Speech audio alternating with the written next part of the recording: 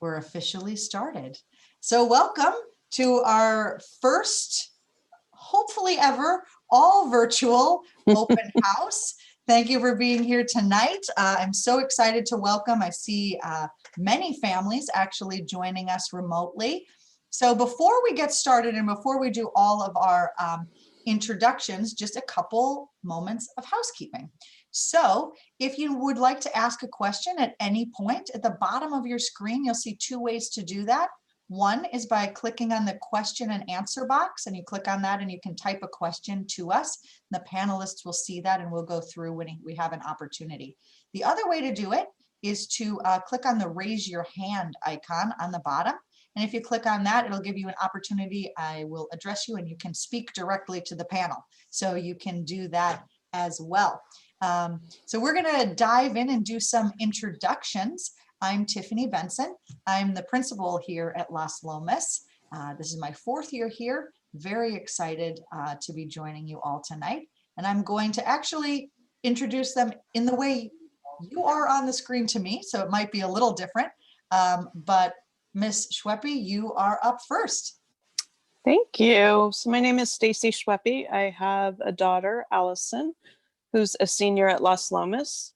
I have a Las Lomas alumni that has grown and flown and working in the real world. So that's exciting. I'm a past PTSA president. I'm very involved in PTA, had many roles at Las Lomas. I'm also the lead parent advisor to the senior class 2021. Thank you, Stacy. Next up is Miss Jen Johansson. Hi, I'm Jen Johansson. I'm here to represent boosters this year. I have a senior at Las Lomas and I have two alumni that have graduated. One also is working in the real world, which is exciting. The other one's at Chico State, going into a senior year. So I've also was a parent advisor too for class of 2016 and the class of 2018. So like Stacy, lots of roles. Excellent, thank you. Dr. Michelle Jones. Hi, I'm Dr. Michelle Jones. Nice to see everyone tonight. I have two Las Lomas students. One's a senior, Priscilla Jones, and I have a freshman,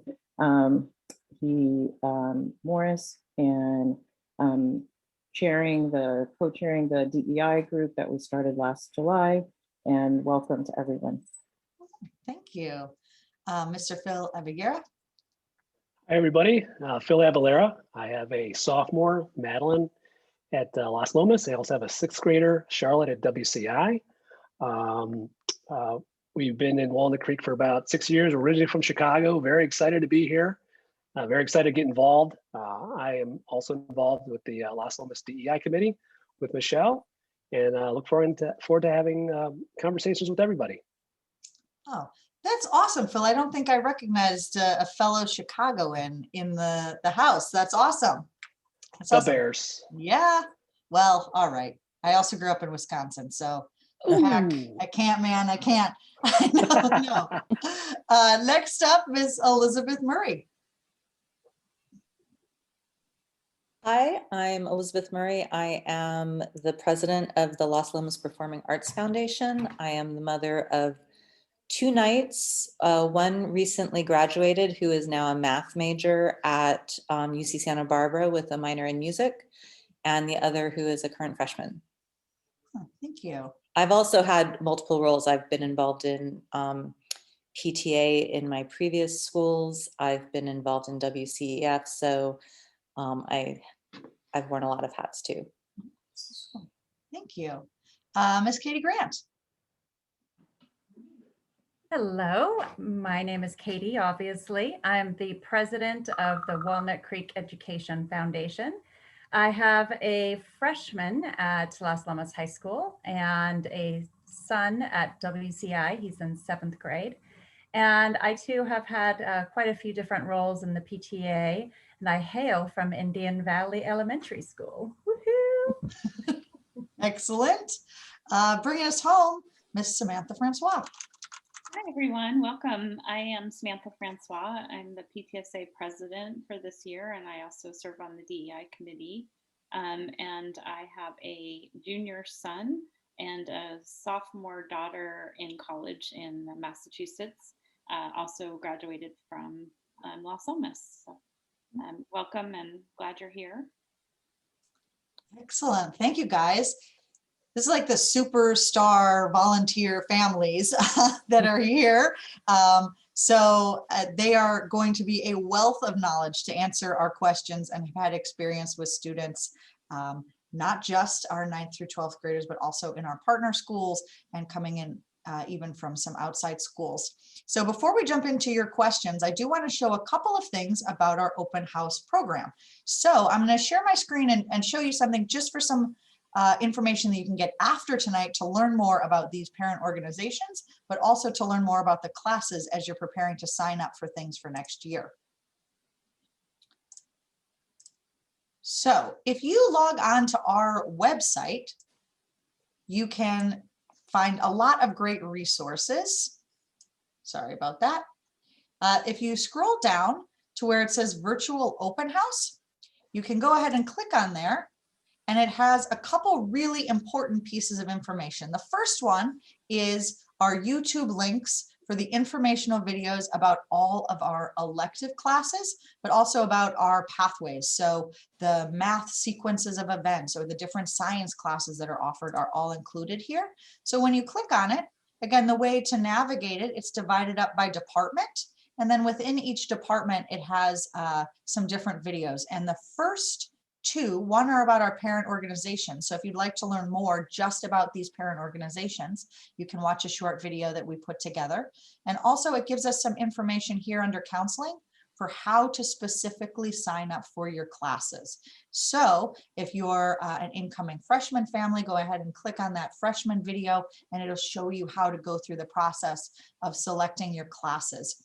So there's a little description for all of our videos right here to the right. And again, they're organized by department. So our English department and our English learner department is here. Again, starting with the pathways. So the options for English 1, 2, 3, and 4, and then some specialty elective classes that have more in-depth videos for you. These are great and they will be up until the end of the month. So if you don't have time to watch them all tonight, or you want to rewatch them, you can do that this weekend or over the next week as you're signing up for those classes. As a reminder, your class selections in Aries are going to be due on Tuesday, the 16th. So after this weekend. The other thing that's available on the website is if you go back to our original homepage and go to college and career and counseling. So if you're having some questions that are really very specific to your child, you're not sure about a next class, or you're not sure about placement, you can always click here and email your counselor directly from this link. And the counselors are assigned for our new families by alphabetically by your last name. So this is how they are designed as well. And this week and next week, counselors will be holding drop-in Q&A sessions for any student, and they can get that link through the website, but also through their Canvas page. So if any students have questions after this, or families, they can do that during lunchtime, again, Friday and Tuesday as well. All right, so I'm going to dive into some of our questions and then kick them off to you guys, our parent experts. But the first question I have is actually about AP classes. So there were a couple of logistical questions, which AP classes are available to 9th graders, but also what's the AP experience? So I thought I would start with the logistics and then pass it over to you guys, parents. So we actually don't have any AP classes district-wide in our 9th grade level. And we do that strategically and on purpose because we know that that transition to middle school to high school is a very important transition. And we want to make sure that students have a great foundation in all of the basics before they decide what they want to specialize in and really dig into. Starting their sophomore year, though, there are some AP classes that are available. The one and only exception to this is if you do have a student who's fluent in a world language, French, Spanish, or Mandarin Chinese, those AP classes would be available to a freshman coming in if they were at that advanced language level. Otherwise, though, all AP classes, and we really do encourage students to wait until their sophomore year for that, but they can be a wonderfully enriching experience. And I will turn it over to my parents to say a little bit about their child's experience in choosing to take AP or choosing not to take AP classes.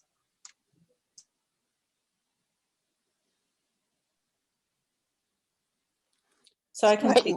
Yeah, or I can. My son took AP classes. He's currently a mechanical engineer. The one thing I found that I didn't know is that he did repeat all those same classes in college. So it gave a boost to his GPA. It definitely gave him insight into the subject, but he did not feel comfortable making them sort of college replacements. So if your student is thinking that, they're going to get everything they ever needed to learn about that subject, probably not the case.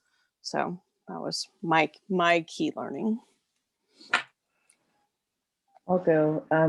My daughter, who's a senior, took sophomore level AP course in European history and absolutely loved it. I think I was just struck by how focused one has to be, mature, one has to be to take those level courses. So I think whatever class, you're thinking about your child taking, just, it has to be something that they really want to do and something that they really want to be able to put in that time, because it is a college level course.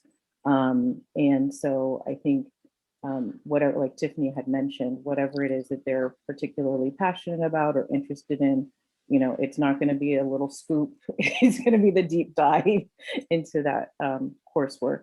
And it was interesting to hear what Stacy had to say about that, because I would view AP courses as kind of like a stepping stone to college. You can definitely replace those classes, so you don't have to take them, but I think it would really depend on each student and then what they're majoring in and what they feel and what their, counselor, in college or college advisor feels. But I think it's great that we have them at our school. Yeah, and I'll just add, so Rhiannon, I think, graduated with 8 APs in the end. And for the math APs, she went through Calc BC, and all of that counted towards her pre-math major at UC Santa Barbara. And so she was able to start the more accelerated math courses at UCSB. I think to some extent that depends on the grade you get on the exam. So it's not an automatic, like taking the course helps your GPA. Getting a 3 might get you out of college, a college course. So getting a 3 on the exam, getting a 5 is necessary for other schools. And it's just going to depend program by program, really. Absolutely. Those are really good points. And I would really say a great thing about Las Lomas is you can have a very personalized experience. We offer 21 different AP classes, and we offer them in every discipline, from language to the performing arts. So I really encourage kids. We sort of have a joke in the counseling office that you should choose the class if you want it to be like your hobby as well, because the AP classes really do have a very accelerated workload, and you want to love it, or at least go in with some interest and passion for it, and it can be incredibly beneficial for you. There's also other ways. So for example, there's another parent question, so it's kind of to dovetail here, about the medical careers pathway and what's the difference between that or an AP class. So the medical careers pathway, which I'm extremely excited about, is something we actually started 3 years ago at Las Lomas, and it's going to be a 4-year program. Students can start their freshman year, but they can also start any year that they would like, and they get additional elective science credits. So Stacy, I know that your daughter took the first class. What was her experience like there? It's an amazing program. We really enjoyed the curriculum. It's very challenging, but it's very progressive in that it's all hands-on, it's group learning. They started with a woman who had died, and they spent the year trying to figure out exactly how she died. So they went through every system in the body and they evaluated her different medical histories and conditions to ultimately come to a conclusion as to what her cause of death was. And the whole program itself, the curriculum is bought from an outside vendor that is really looking toward 21st century benchmarks, and it's project based and hands-on, and it was just very refreshing to have sort of such a modern approach to a classic science class. Thanks. Yeah, it's really great. Again, we're adding our 3rd year this year, and then next year we'll be adding our 4th year. So students coming in now will have all 4 years available for them if they're interested in pursuing that. Switching gears a little bit, there's a question about athletics and PE and athletic PE. So I'm going to talk about the technical thing for 1 second.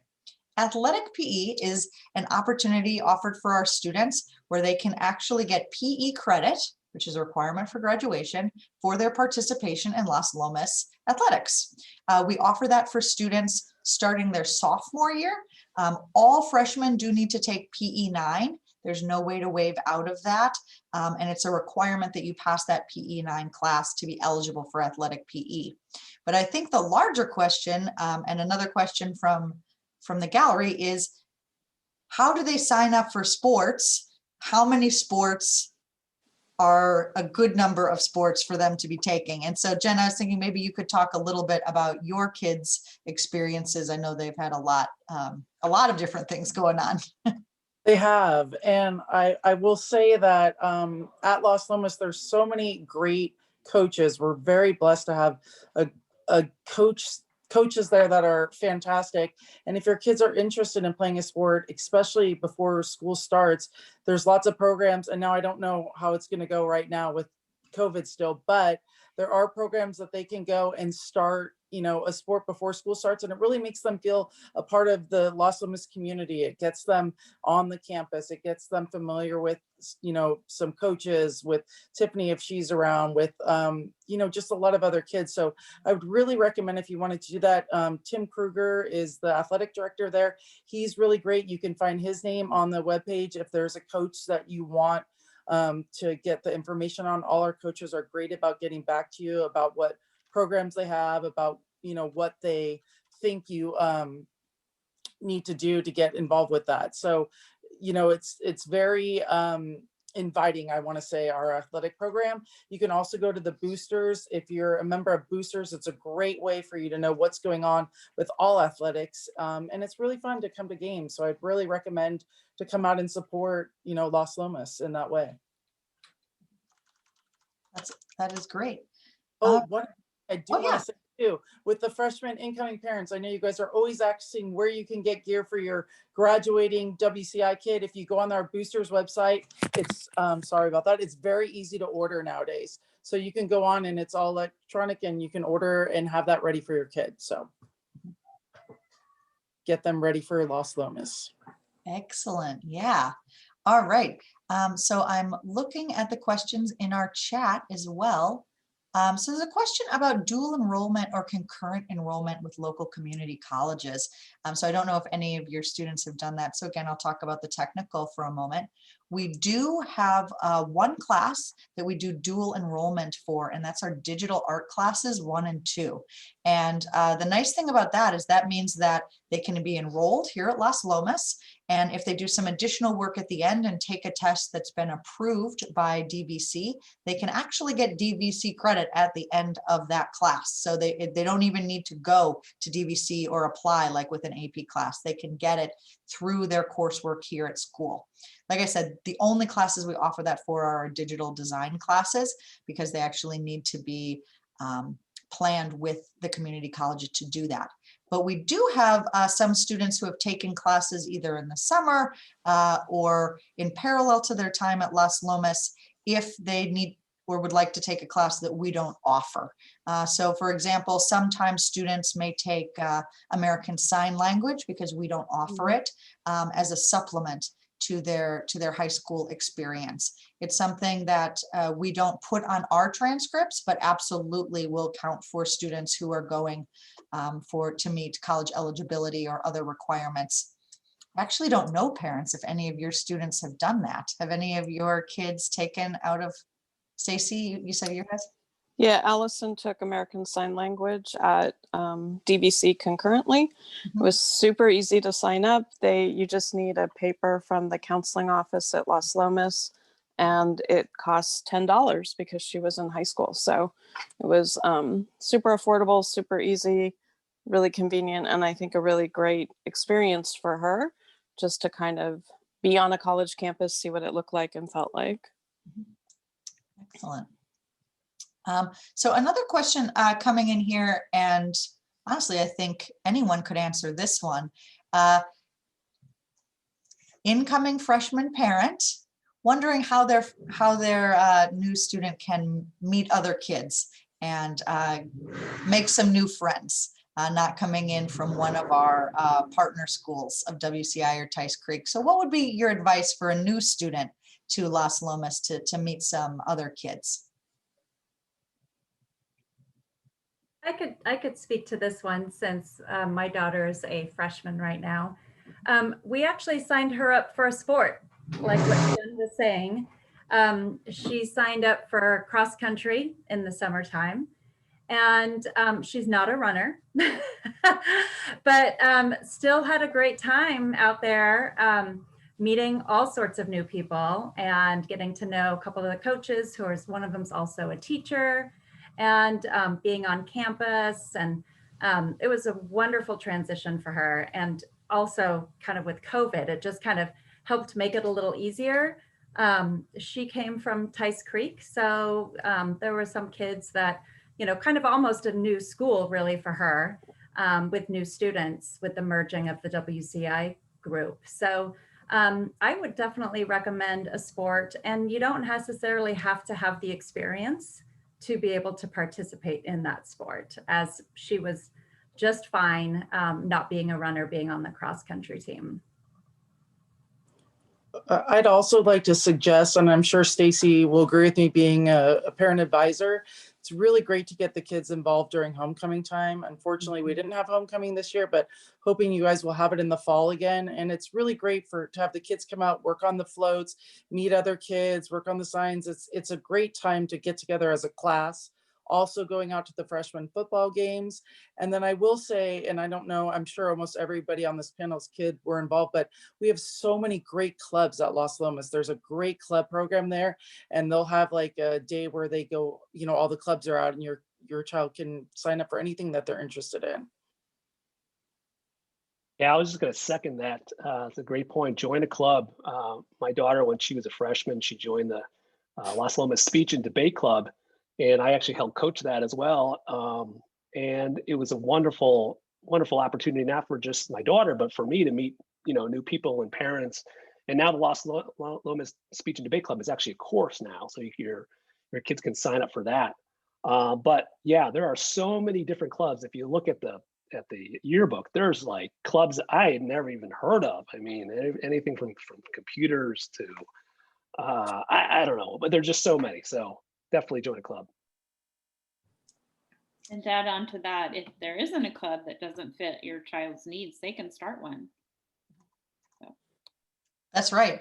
We have a very active student government and ASB through our leadership class, and they oversee creation of all new clubs. And honestly, if a kid doesn't see it, they can make it happen. So, and just like Phil mentioned, when there's real passion behind the students, we've even been able to parlay some of those into classes. So now our speech and debate, we actually have a brand new class this upcoming year called Oral Interpretation, which really focuses on the art of giving speeches and doing these things, and will also help students get some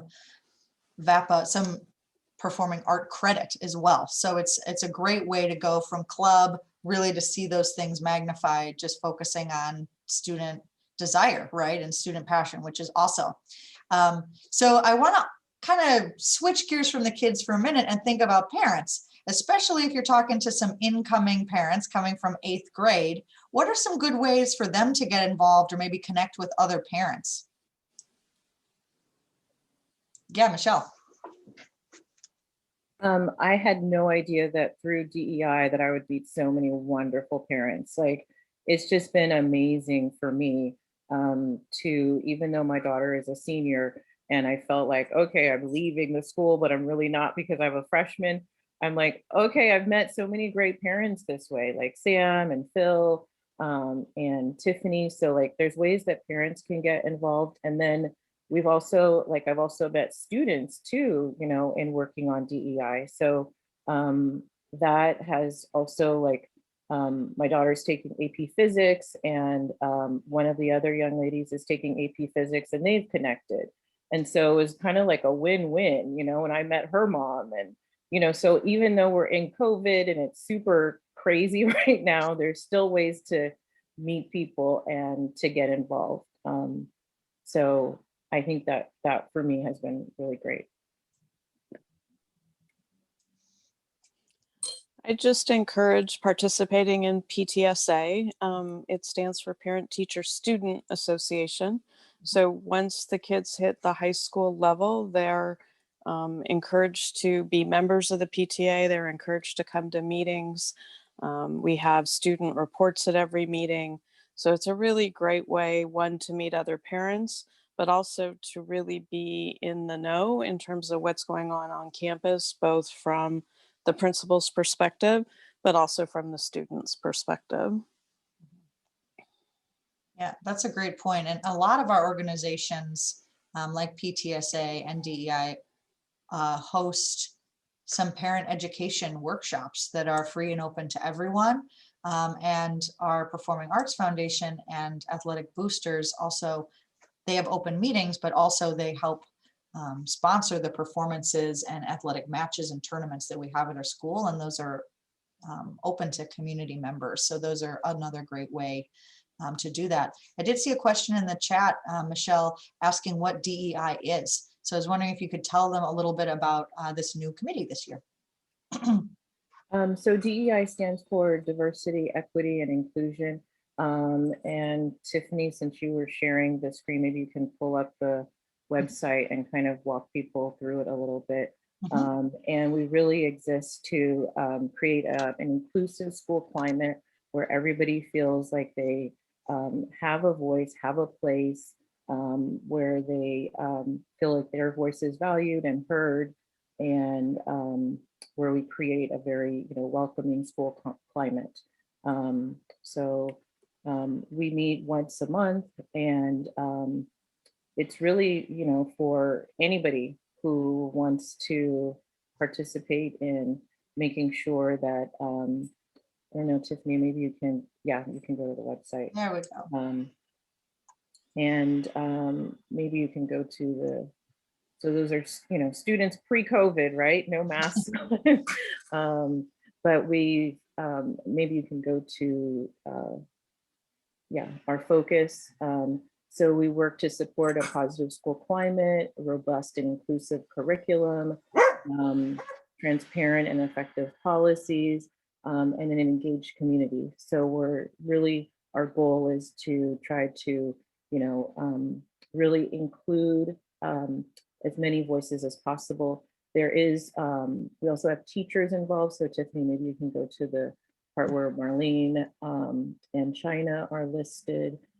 Two excellent teachers. I mean, all of our teachers are wonderful, but they're just two of our teachers that specifically, so we have this website, and Marlene is the teacher for leadership. So if your child is interested in leadership, that's, I think, open to 9th through 12th graders. And then also China is a AP US history teacher, outstanding teacher. and some of the work that she's done with her, we were talking about clubs, so this lists out a lot of the clubs that are on campus, the VSU, mental health awareness, gender and sexuality. Maybe you can continue to scroll down so people can see Indian, Latinos, Middle Eastern and North African, student diversity, women in engineering. So we really, and then our bias incident reporting system. So in case, things happen on campus, students have a place to go and report those things that could happen. And then that goes through Tiffany and the rest of the administration. There's like a panel that goes through things. So we've really feel that this has been a great group, and maybe Sam or Phil can kind of comment a little bit about their experience on DEI. Yeah, no, it's been a great experience. Like I said, we've had some really good conversations. We've had some speakers come and speak. There's Dr. Lori Watson, who I understand is the equity consultant to Hakalani's district, who just speaks on, gender and race issues, and it's open to everybody. And so far, we've had two webinars, and people seem to love it and want more. These are challenging things we go through and we discuss. There's some uncomfortable things that happen, but what's great is we learn from each other and we do it respectfully. And the DEI is really a forum for people to engage in some of these difficult and tough conversations. Yeah, absolutely. And it's a great resource. So each of the websites, each of the parent organizations here have links to their website on our main website. And there's email contacts as well. I'm seeing in the chat, oh, how can I reach out for more information, or if I have other questions? So each one of the parent organizations has an email address, so you can reach out to all of these people after today and ask some additional questions, which is really great. We have a pretty robust group, which is wonderful. I did want to ask, getting back to some of the questions in our chat, there was a question about the difference between taking 6 and 7 classes. And so which is better? I will say that for our freshmen, we encourage them to take 7 classes, but you can graduate if you take 6 classes every single year. You will meet all of the requirements. Usually, again, we really strongly encourage freshmen to take 7 classes their first year, and then wait to take a lighter caseload when they get a little older, maybe their junior or senior years. But I'd love to hear from the parents what it's like to have those conversations. I can address this one. I have a sophomore college daughter who when she came senior year and said, well, should I take 6 classes? And I was like, well, what are you going to do at 120? Are you going to get a job? So my thing is keep kids busy, keep your students busy. And if they don't have, and then I have a sophomore son, and he is involved in a competitive sport outside of school. He rows crew and in Oakland. So he is going to take 6 classes his senior year, junior. But I feel like there's a rich elective opportunity. It's a chance for kids to explore their passions. Obviously, if your child either wants to work, needs to work, has a job opportunity or an internship opportunity, then that's a great reason to take fewer classes. But ultimately, the research shows pretty conclusively that the busier kids are, the better. And Dr. Jones, who's a pediatrician, can talk to this maybe, that it's not so great to have kids wandering around alone at 1:30, teenagers in the afternoon.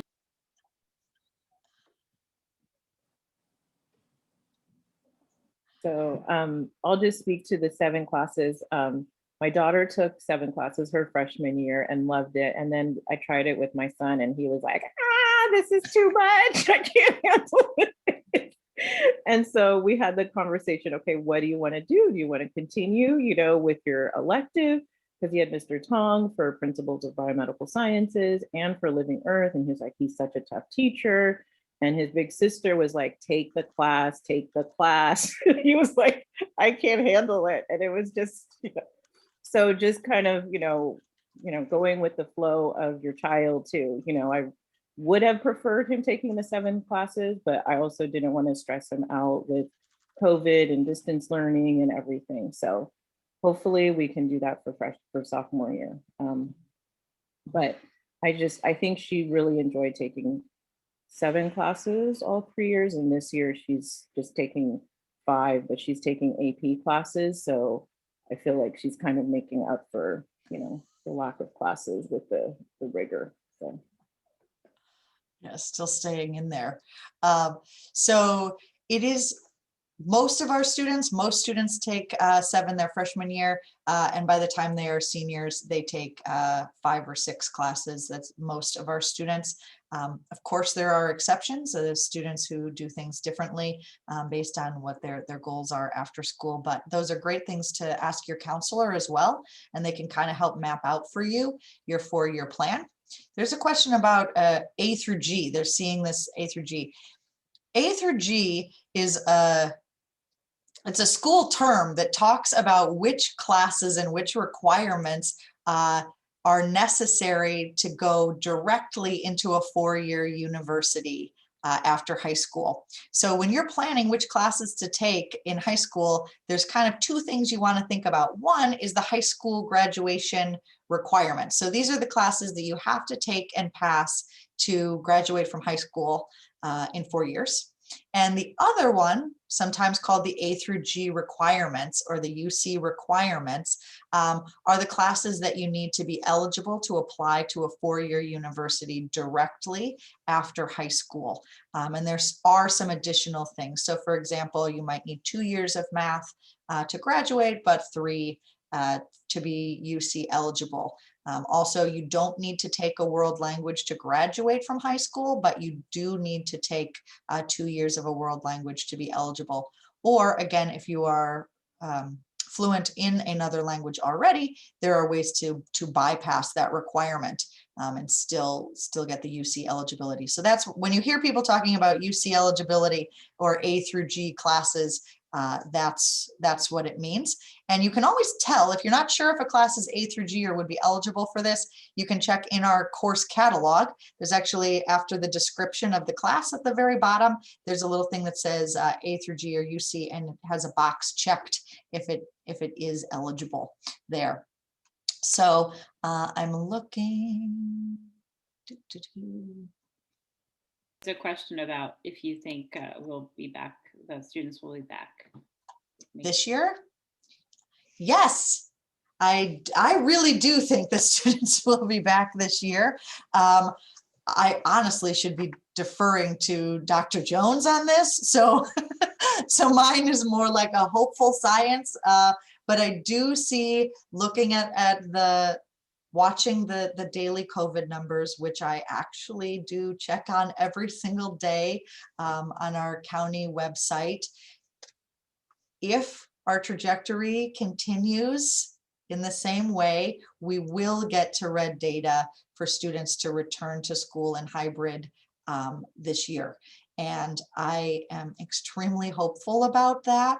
I think that the soonest date that would happen would be, in the March timeline, not really in the February timeline, but that is, again, that is Tiffany Benson, non-scientists, looking at the data and saying, this is what I predict. I think the most likely is looking at a March return as our earliest return for hybrid. And I did get some emails about this, about hybrid.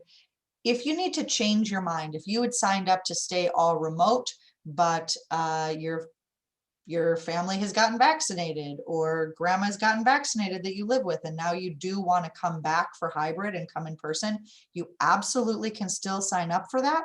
you can actually still sign up for it even once we start hybrid for the first 2 weeks. So just go ahead and email your counselor and let them know, yeah, I want to do hybrid or I want to do all remote, and we will change that for you and get you in there to do that. So again, you will have up until the first 2 weeks of when we transition to hybrid to change your mind either way.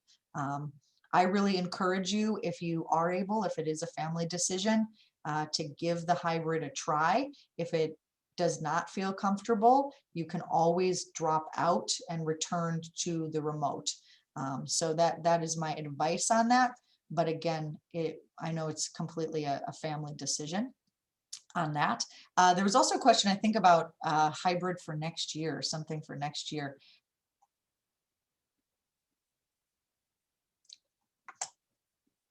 I need like a Ouija board. I don't know where we're going to be next year, but what I can tell you is that I'm very hopeful with the way the numbers are going and with our increased vaccination, but also I know that whatever situation we're looking at in the fall, all joking aside, we're learning a lot from this year and our experience with the distance learning and hopefully the hybrid learning of this year. And whatever lessons we're taking, we're going to specifically put that in to make sure that we're making the best possible programming for our kids in the fall.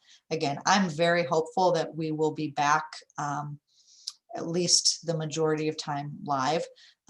But whatever we're learning from this situation and just being as flexible as we possibly can. I wanted to ask our participants if anyone had a question and they wanted to raise their hand. So all you need to do at the bottom, there should be a raise your hand button, and you can click on it. And then I can call on you and you can ask your question. You don't even have to type it. So we can take those questions now. All right. Debbie, I see you've got a question. So if you want to just go ahead and unmute yourself, you can ask it to the group. Hi, yeah, thank you. I wanted to know, there was someone before who mentioned that that their child took a course at DVC concurrently with being a student at Las Lomas. And so I was wondering if that happens, say, in the junior year for a math course. Does that sort of, I know it doesn't go on the transcript at Las Lomas, but can that count as like a 6th class, you know, if the requirement is taking, 6 classes, for example, in the junior year, even though it's taken at DVC, if that question makes sense. Yeah, so not usually, but we would need to work with your counselor to talk about it and see what the special circumstances are. So if your child does need to take that class, we'll make sure to look at that in the scheduling, because we can make exceptions for that 6th class rule when we need to, but we need approval from above. So it's a process we'll have to do internally, but we can do that. Thank you. Yeah, no problem. Tiffany, there was a question I got, actually someone sent a text that said there's a lack of understanding about what an elective is for anyone who didn't go to the school in the US. So I was wondering if you could address that. Excellent question. So usually we use the term elective here at Las Lomas to mean any class outside of the required core classes of math, science, English, and social studies. Any class outside of that we often call an elective class. I will say, though, there's sort of a technical definition of an elective. And so any class outside of that, and also physical education and art, are considered elective classes. And it can mean anything that's additional. So let's say you've taken your 4 years of English 1, 2, 3, and 4. Those are your core classes. They don't count as electives. But you also decide you want to take an additional English class like journalism or creative writing. Those will count as elective classes because you elect to take them on top of the things that are required core subjects. I hope that kind of clears it up. But if you ever have a specific question, if you're looking at your classes and you're not sure which will count as electives, or do you have enough elective credit, your counselor can sit down with you and actually go through every single class in your transcript and tell you how it's counting. And you can also see that within your Aries account if you look at your grades there as well. So counselor, happy to walk you through that outside of personally also. Yeah, that's good. All right. Any other questions from the audience? All right, I do see Mr. let's see, Trent Northern. Hi, it's actually Trent's wife, Laura. I had a question about both chorus and stagecraft. I know it hasn't always been a chorus, and also what do those look like in light of COVID? That's a great question. So we do offer as a class to sign up for choir and chorus. This last year, we didn't have enough students sign up, unfortunately, to run the class. Our schedule is based pretty much solely on student sign up. So when students sign up for a class, we offer it. And when we don't get enough students to sign up, then we cannot offer it. Right now, we do still have our stagecraft class and all of our drama classes. They're doing it all virtually though. Some major parts of stagecraft traditionally are creating sets, and those, again, they're working more on the design elements. Elizabeth, though, you can probably talk a little bit more about those performing classes. Yeah, and stagecraft too. They've done basically model sets this year that they've designed and built at home and then presented to the class. So they are getting some still hands-on stuff. It's obviously not the same as building play, sets for a play. We're hoping we'll get to do that again soon.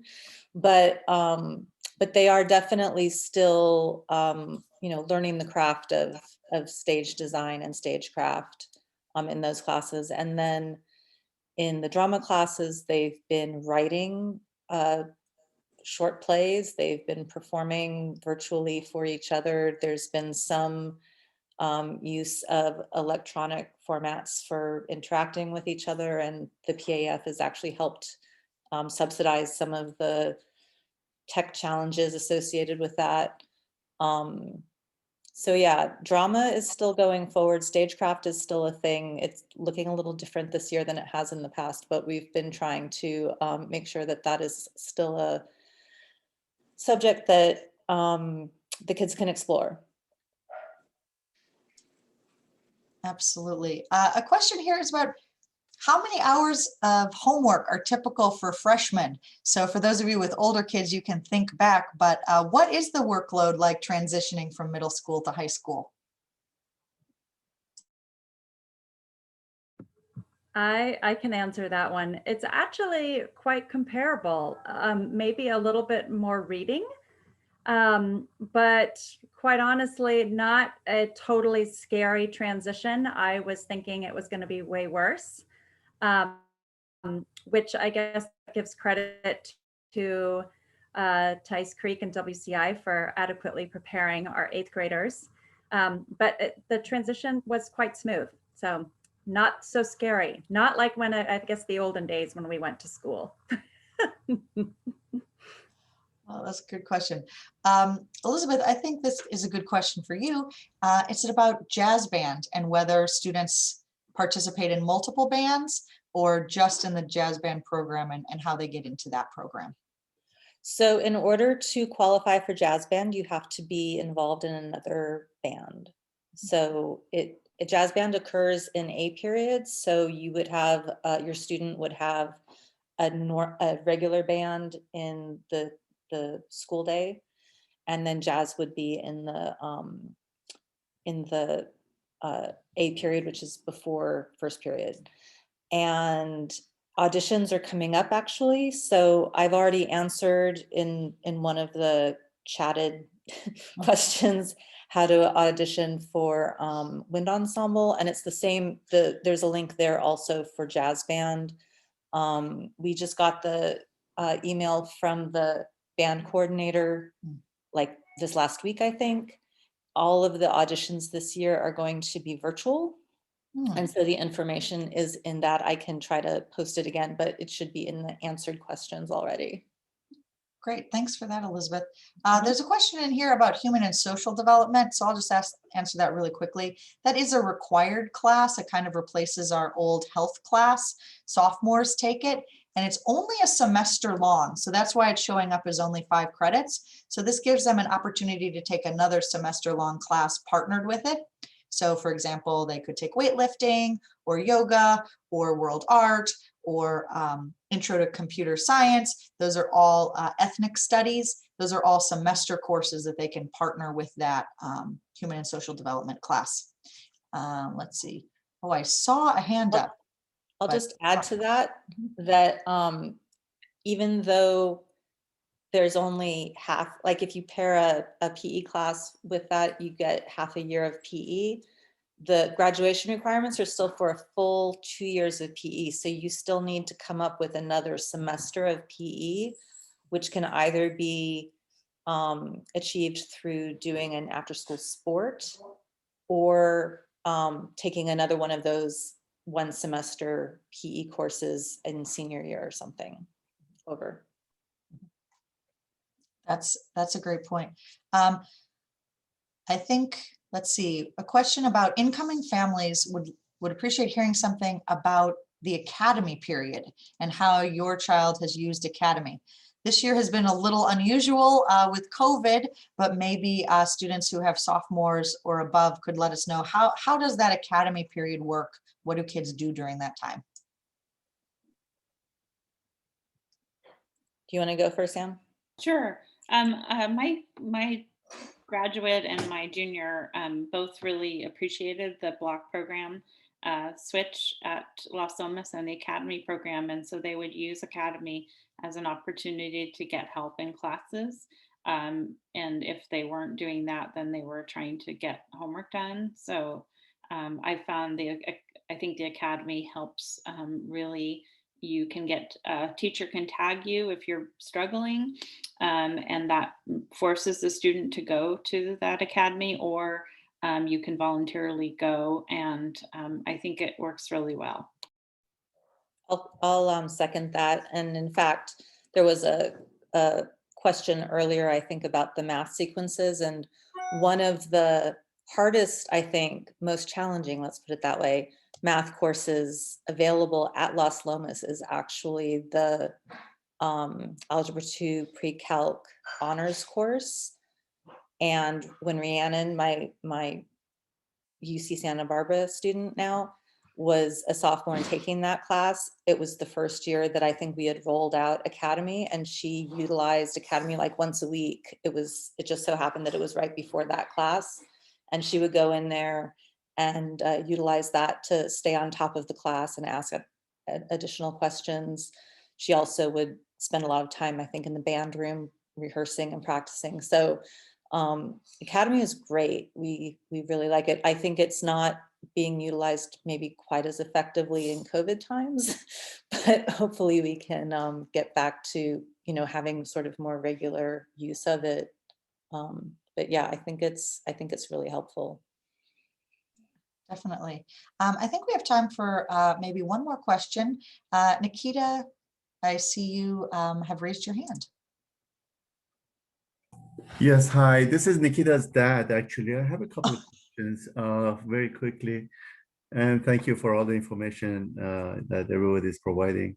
One of the questions was if, for example, Nikita wants to shoot to get a scholarship to university directly from Las Lomas, when is the right time to plan for it?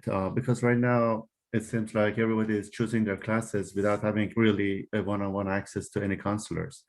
And I tried to get a lot of information, as much information as I could, contacting universities and even Las Lomas before, and I didn't get anywhere. I couldn't get a single piece of information regarding how do we go about shooting for a scholarship so we don't waste our time at college, at DVC like I did. So when is the right time for that? What are the classes we're supposed to choose? And the university classes that you said we need to pick so that they would be actually useful for universities. We are going to be missing all this because we don't have access to a one-on-one counselor. And on top of that, I suppose that's really my question and my concern regarding waste of the whole freshman year, maybe not picking the right classes or just going for 6 instead of, 5 or instead of 6. So we are kind of lost about all this scholarship and the right classes. I don't want to miss a whole year of freshman classes, not having access to a single counselor one-on-one. Well, I'll offer a couple of things, and then parents can kind of talk about their experience with college-going students. But I would say, so if right now, if you're thinking, I need to know about scheduling, I would recommend the following things to get that one-on-one time with your counselor. The first one would be to have your child drop into one of the lunchtime open Q&A, like you don't even need an appointment right now. On Friday and Tuesday, every counselor is holding free, like no appointment needed, drop-in counseling during lunch during those times. And you can get the link for that on our website. The other thing I would recommend, if I feel maybe a longer conversation is necessary, go ahead and email your counselor. This week, they've actually been going into classes every day during the week to do different presentations. So that might be why they haven't been available for appointments this week, but they absolutely do one-on-one appointments. The other resource that I haven't even talked about is our College and Career Center, which is fantastic. And we have a person whose full-time job is to help students plan for life after high school. And that includes college scholarships, college admittance, job training and different internship programs, volunteer opportunities. And we have a new wonderful counselor in there. Her name is Gabriela Diaz. So she, the website also, if you click on the College and Career and Counseling tab, at the bottom, it has her email as well, Gabby Diaz, and she sets up individual appointments with students also. So if you feel like you really need help just with the scholarship component, not necessarily classes, she can help with that also. I know a lot of our parents here have had many kids go through the college application process. So maybe any advice for those upperclassmen parents thinking about the next step? Is Nikita a sophomore or freshman? He's the last year in WCI right now. Okay, so he's not a freshman yet. Okay, incoming freshman. Right. I think that there's a lot of growth that will happen between 8th grade and their senior year, Yes.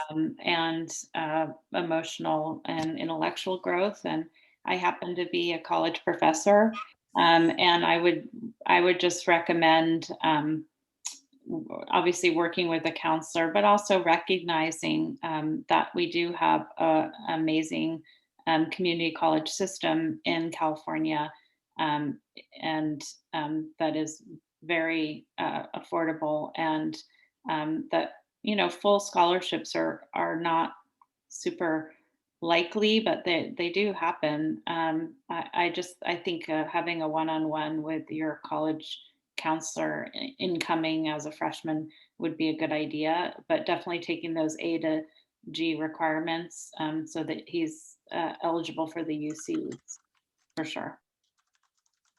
That's a great point. And if you are an 8th grade parent, actually counselors are setting up individual appointments with every 8th grade family. So in that folder that you picked up last week, on the front of it is a sticker with the information about how to make that appointment and use their Calendarly system to choose your appointment time. So for any 8th grade family out there, if you missed it, it's on the front of the 8th grade packet. And so parents, I really want to give everybody an opportunity in closing. Any one piece of advice do you have for the incoming families or students? And we'll just go around and share any closing thoughts or pieces of advice for those families. And Jen, do you mind if I start with you? No, I just like to say, as an outgoing parent of 3 boys that have been at Las Lomas, you guys are so lucky coming into Las Lomas High School. It is a great place for your kids to spend 4 years of high school, and you're very lucky to have Tiffany as your principal. And I just, welcome you all. Thank you so much, Jen. All right, I'm going to go around the screen again. So Stacy, you're up next, and then Michelle. I think I just echo what Sam had to say. Your student is going to grow so much from 8th grade to 12th grade. And if they just kind of stick with the program, they will be ready. Las Lomas is a very rigorous curriculum oriented campus with a lot of extracurriculars to round out that core, sort of that you need to get on to college. And I think if you just follow the program, they'll be ready. Thanks. Michelle and then Elizabeth. I would say get ready for a great ride. High school is definitely not elementary or middle school because your student is going to be more independent. So be ready to be kind of like, I don't want to say on the sidelines, but letting them be a little bit more in the driver's seat of their education. And, that's hard, but at the same time, I feel like it's just something you get to see. You get to see your child grow and just enjoy the ride, have fun. That's good advice. Elizabeth and then Phil, you're up next. So I would encourage your students to really examine the courses that are available and really think about what interests them. There are more electives and more AP classes than can fit in any student schedule. So, and there's a lot of just really great opportunities to explore different fields. And so I've pushed both my students to explore things and to take the advantage of the broad offerings at Las Lomas. Take that AP computer science course. Even if you don't know that you want to be a computer scientist, it'll tell you whether or not you have an affinity for it and if you like it. And then that can guide you towards different kinds of opportunities in college. If you don't take it now, you have to take it later when it's more expensive and you're later on in your path. So that said, they don't have to all do everything. So there's definitely no way to take advantage of every single class being offered. And so really sort of explore, but also, don't be afraid to say no to some things because there's only going to be so much interest and so much time and so much energy. Good point. Phil and then Samantha. Sure. Yeah, I would say get involved and peruse the Las Lomas website. There's a lot of great resources on there. All the different clubs, not just DEI, but the performing arts. You'll find a lot of answers to a lot of your questions there. And then to Nikita, once you get involved at the school, it'll be a natural flow, I think, to progression. My daughter's a sophomore year right now, and we are not only just looking at schools, but how to pay for college. I mean, there was just a resource put on by Tim, the college guy, that Las Lomas put out that focuses on finding value in valuable colleges. I didn't even know what a WUI school was until I attended this webinar talking about different Western universities. And how to get into those, as well as honors colleges. So you may think there's only one path to get to university via scholarships, but you'll find out there's many, many different ways to get to the right college for your kid.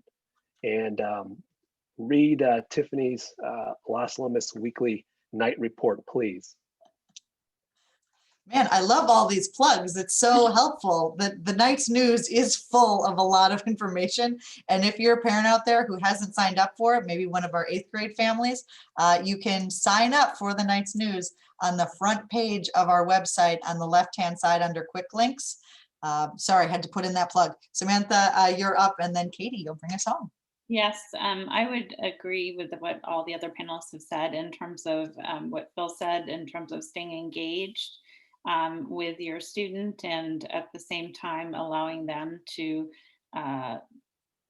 guide their high school experience. I also think the whole child is important, and recognizing that we do live in a very competitive community, and that not everyone is necessarily going to go to a four-year college or other options available, and that should not be discounted. Those are important for students. And I think we just need to remember to balance our children's mental health and have them participate. We do have a wellness center at Las Lomas. If you aren't aware of that, that's something to investigate, but also just to, you just want them to make friends, to be, have a connection with teachers, and hopefully just have a great experience. But I think just thinking about the whole, they're still kids. And their brain isn't finished developed till they're 25. So just keep remembering that and have fun. Thank you, Katie. Okay, I definitely want to echo Samantha's points there. High school are some of the best years of your life, and really make it about that whole experience of being on campus for 4 years. For Morgan, my daughter, she, her freshman year, she took a fun class. She had a lot of, your typical normal classes, but then she also took foods, which was a way for her to just to kind of have fun. And she was able to meet, because it's multiple levels. So she was able to meet a couple of kids in different grades, which was very fun for her. And it also gave her an opportunity to just kind of relax and kind of enjoy a class and not have to be, stressing out over a test, or, having to do a lot of anxiety around homework, etc. But I also think that clubs and it is all about the extracurricular activities that you do as well. That kind of rounds out the child. And I am going to plug also the Wellness Center. I think it's huge to have on campus. It's a place where your student can just check in and just go and grab a cup of coffee or a hot cup of tea and just have a friendly conversation with a counselor or with somebody who, the intake specialist, who just wants to, see, are you okay? It's a nice place to go where you could just kind of take a break. And I think more than ever, our students will need it coming back this year and next year. So please, take advantage of that wellness center, because it does provide a lot of good for our students. And if I don't say, it was also funded by WCEF. Good thing to get in there, Katie. Absolutely. Absolutely. So thank you so much, parents, for being here and sharing your years of experience and wisdom. For those of you listening, again, the registration for classes are Tuesday the 16th. You can fill out that form and you can submit it in Aries any day up until the 16th as well. So feel free, if you decide on those classes, to put them in this weekend or to do it on Monday during the holiday. And reach out to those counselors. Again, they have the drop-in sessions on Friday and Tuesday for all students, or email for a direct appointment as well to answer any questions that may not have come up or we didn't have time for. But again, high school is wonderful, and you're entering a really fantastic community. So I'm excited to welcome you in person soon. And when you see your new friends that you met today in Zoom, you can say hi to them as well. So have a wonderful evening, and I look forward to seeing you on campus soon. Bye now.